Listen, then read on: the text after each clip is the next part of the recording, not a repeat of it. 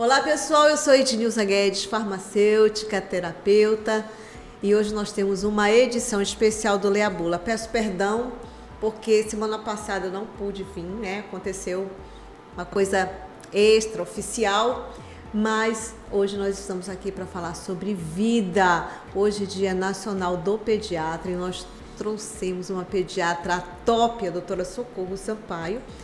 Ela é pediatra e também ela é diretora-presidente da Fundação Emoam. Então eu vou deixar que ela se apresente e a gente vai falar um pouco aqui sobre crianças e sobre vida, ok? Doutora, seja bem-vinda aqui ao Lê a Bula. Pode se apresentar aqui para o pessoal, para os nossos seguidores. Bom dia a todos, bom dia Ednilza, obrigada pela oportunidade de vir hoje aqui. Como a Ednilza falou, eu sou Socorro Sampaio, eu sou médica, sou hematologista pediatra. E hoje eu vim aqui exatamente para falar sobre a vida, sobre a função de cada um, do que nós fazemos, né? E eu sou diretora-presidente da Fundação Emoam. Mas mesmo como diretora, nós atendemos também os pacientes. E como pediatra, a minha clientela maior são pacientes de leucemias agudas. Legal, doutora Socorro. Mas hoje é Dia Nacional do Pediatra. Então, assim, eu vou perguntar para a doutora Socorro como ela escolheu essa profissão. Foi por amor? Como é cuidar de crianças oncológicas? Como é que é isso, doutora Socorro? Porque, para mim, isso é uma missão. Porque não é simples cuidar de crianças, imagine de crianças oncológicas. Então, fala um pouquinho disso. Ednilza, na verdade, assim, todo médico, ele já assume uma missão grande, que é de salvar vidas. Ou salvar vidas, ou dar qualidade de vida aos pacientes. E cuidar dos pequenos pacientes é uma escolha de cada profissional médico.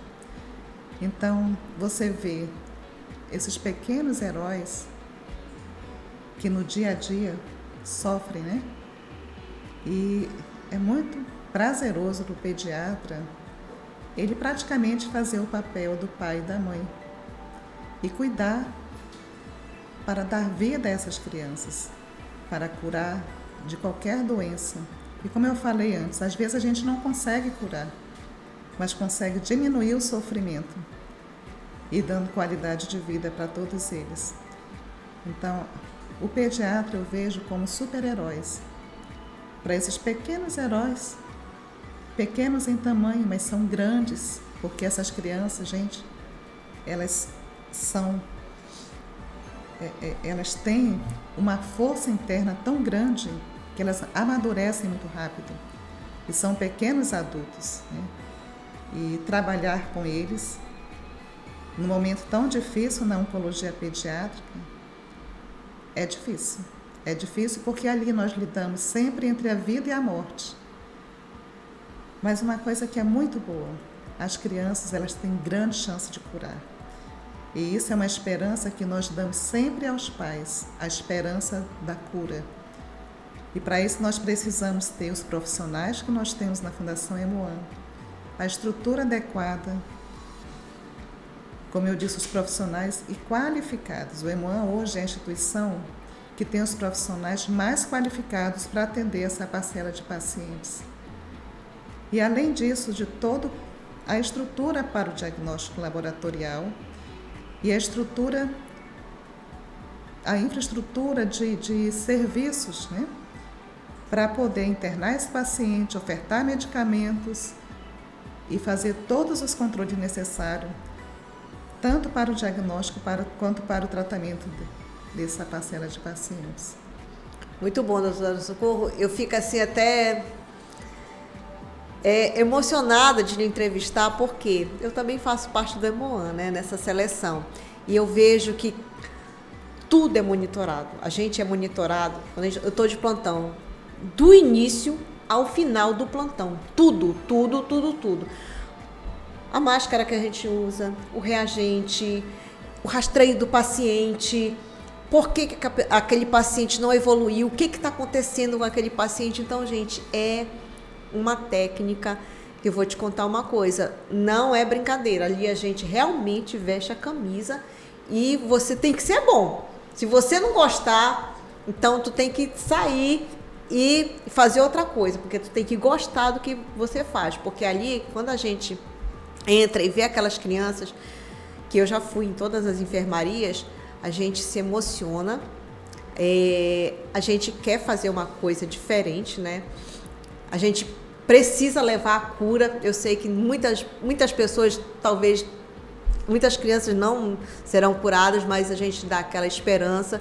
E também a grande chance das crianças serem curadas, porque elas são crianças e também tem o aconchego dos pais e de profissionais top que tem dentro do Emoan. Eu sou suspeita de falar, gente, muito suspeita, mas eu estou falando daquilo que eu faço. Até quando eu digo bem assim, quinta-feira. Pessoal, gente, não me ligue quinta-feira, que eu estou de plantão, eu não posso me distrair aqui do Emoan, eu não posso me distrair. Então, vamos lá. Eu queria saber da senhora o que é leucemia e qual é o percentual dessas crianças oncológicas no Brasil e no Amazonas. A senhora tem ideia? Fale pra gente. Então, a leucemia, ela é conhecida popularmente como o câncer do sangue. Dentro dos nossos ossos, nós temos o tutano, o conhecido tutano, né, que é a medula óssea. E dentro dessa medula óssea, nós temos a produção das 3 principais células do sangue, que são os leucócitos, as hemácias e as plaquetas. Tudo convivendo normalmente com a sua produção. Mas quando eu tenho uma célula dessas, que ela tem uma modificação e começa a ter uma proliferação que não obedece a nenhum controle, prolifera e ocupa o espaço medular, essa é a leucemia. E ela não fica só na medula, não fica dentro só dos ossos. Ela pode, depois de determinado tempo, sair e infiltrar órgãos, como, por exemplo, o baço, o fígado, e aí o paciente vem apresentando o aumento do volume do abdômen. Pode também infiltrar os linfonodos, que são as glândulas, né?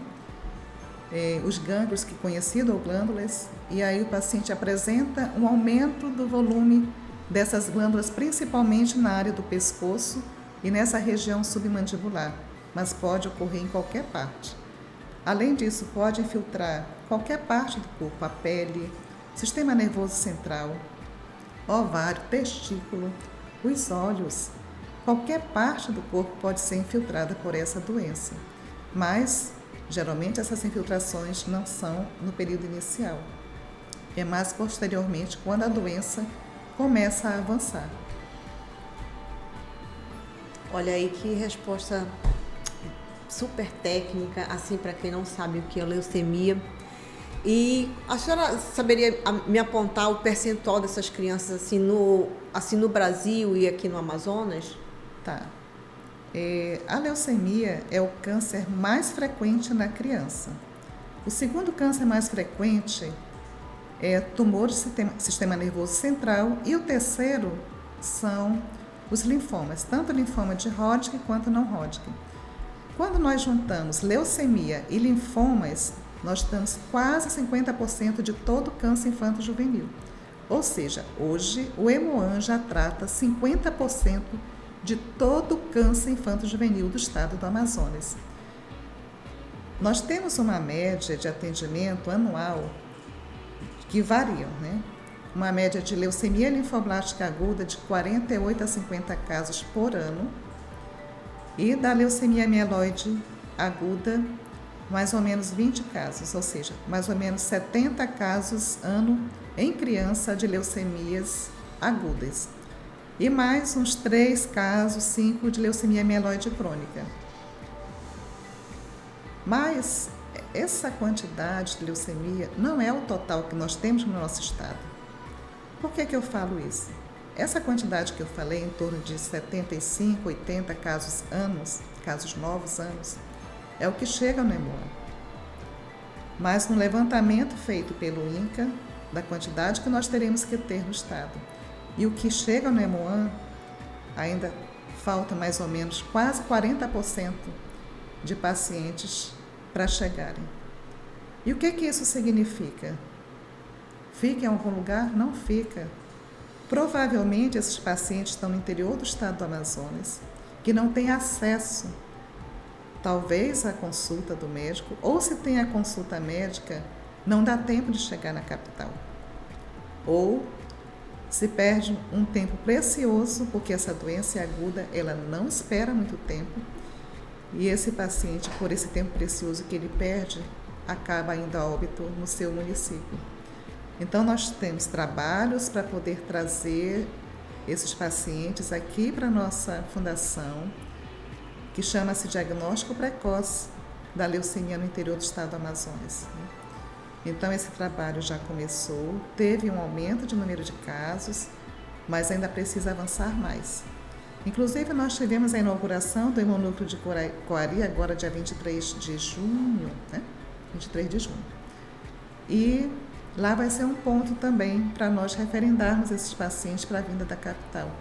Treinamento das equipes, para que reconheçam a célula da leucemia. E depois do reconhecimento dessa célula, o encaminhamento aqui para a nossa fundação. Então, nós já temos um grupo que já trabalha com vários municípios que agilizam esse processo da suspeita diagnóstica para encaminhamento para Manaus. Então, esse fluxo já existe, já funciona, mas ainda não está para 100% dos municípios. Nós vamos trabalhar para alcançar 100% dos municípios do estado do Amazonas. E, com isso, aumentar o número de casos diagnosticados. Não é, na verdade, o número de casos, porque a doença já existe. Ela não está chegando conosco. Muito bom. Então, é necessário essa intervenção precoce, né, para que se trate rapidamente a criança, ela evolui e chegue à cura. Porque eu acho que muitas vezes, pelo que a senhora está falando, a criança já chega assim em alto grau. Seria isso? Exatamente. Então, qual a chance de cura de uma criança com leucemia? A chance de cura da LLA é de 60%, 80% e até 90% em alguns casos.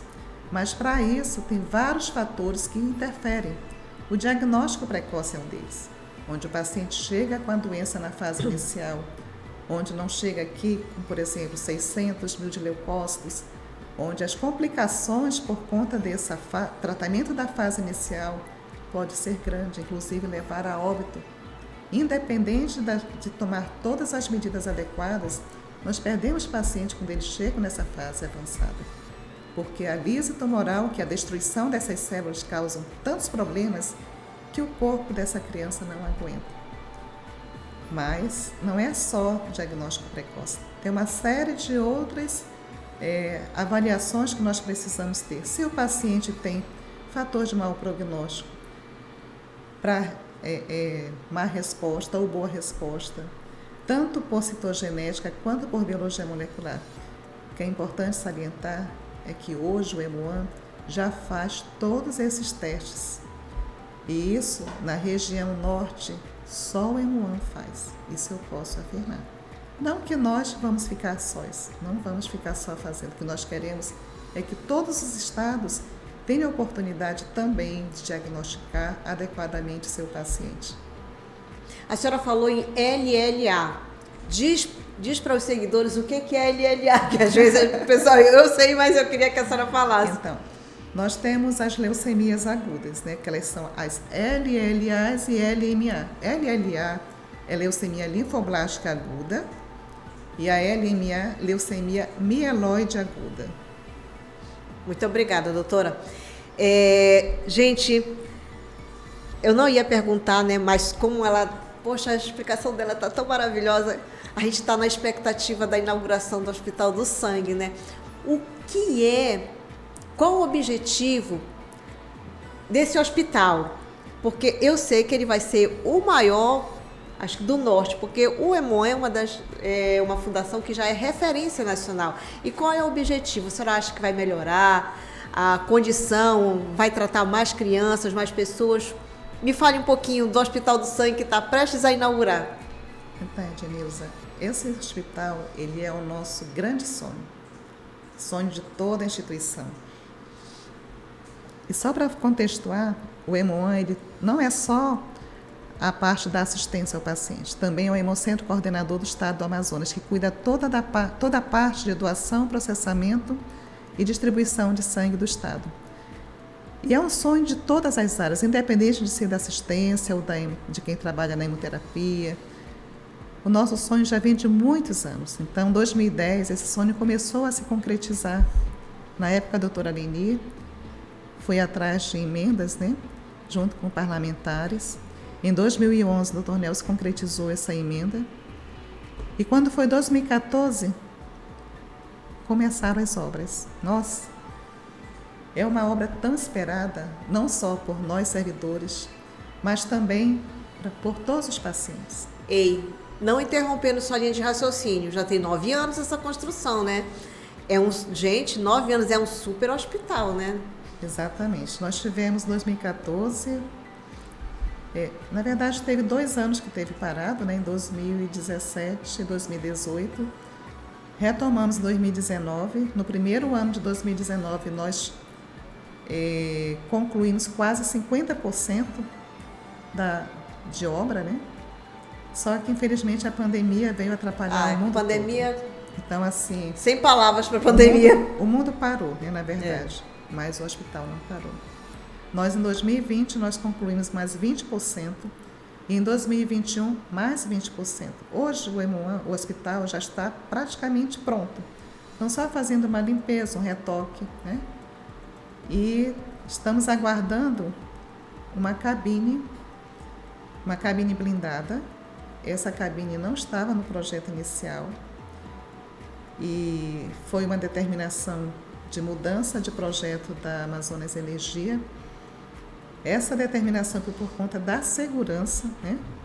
Essa cabine ela dá proteção e medição, digamos assim, da energia que vem da rede para o hospital. Então, a cabine intermedia. Então, essa cabine ela não é fabricada aqui no Amazonas. Quem tem que solicitar é a empresa construtora. Precisou de um aditivo, o governador autorizou de imediato, mas demora. A empresa pediu 120 dias para a entrega dessa cabine. A empresa já fez a solicitação em junho, começo de junho. Então, nós ainda temos mais 30 dias de transporte fluvial e a empresa pediu mais 30 dias para testar os equipamentos, que é ar-condicionado, todos os equipamentos. Mas já vai viabilizar. Falta pouco. Mas está pronto. Se você for hoje no hospital, ele está pronto. Na hora que chegar essa cabine, testar, vamos inaugurar. Opa, quero tomar esse champanhe. Mas se você perguntar qual a data, eu não posso te precisar. Porque eu só vou dizer que eu só posso dar uma data depois que essa cabine chegar. E ela deu um prazo de até 120 dias, que pode ser até um pouquinho antes. Né? Uma curiosidade, o hospital, ele vai atender outros casos oncológicos? Tá. O hospital, na sua inauguração, nós vamos atender o que nós fazemos hoje, que é a hematologia, a oncohematologia. Tratamos todas as doenças do sangue, né? As benignas e as malignas. Benignas como anemia falciforme, hemofilia, plasia de medula, púrpuras e várias outras. E das malignas, as leucemias, os mielomas múltiplos, histiocytose, né? Diversas outras doenças também. Mas nós vamos também agregar todas as crianças que hoje são tratadas no SECOM, com tumores sólidos. Né? Ou seja, nós vamos atender 100% do câncer infanto-juvenil do estado do Amazonas. 100%. E, em seguida, ou em paralelo, nós também vamos realizar aqui no Amazonas o transplante de medula óssea. Olha aí, gente. Então, os pacientes que hoje precisam sair de Manaus para ir para outro estado, né, com outra cultura, deixando seus amigos, sua escola, seus familiares. Quando nós começarmos o transplante aqui, não vamos mais precisar transferir esses pacientes. Que legal. Doutora, eu amei essa entrevista. Eu queria só que a senhora deixasse um recado, já que é o dia do pediatra, um recado especialmente para os pais das crianças oncológicas, das crianças portadoras de leucemia. Por favor, deixe o seu recado. Bom, primeiramente, não é fácil, né? Mas trabalhar o diagnóstico precoce é essencial. Então, se seu filho tiver algum desses sintomas que eu falei anteriormente, procure o pediatra. O pediatra, ele está qualificado para poder avaliar o caso, suspeitar de uma leucemia e encaminhar o paciente para nós na Fundação Emoan. Isso é essencial. E para quem faz o tratamento, seguir todas as recomendações. Eu sempre falo para os pais dos meus pacientes assim, o tratamento, ele não é de um lado só, não é só da fundação.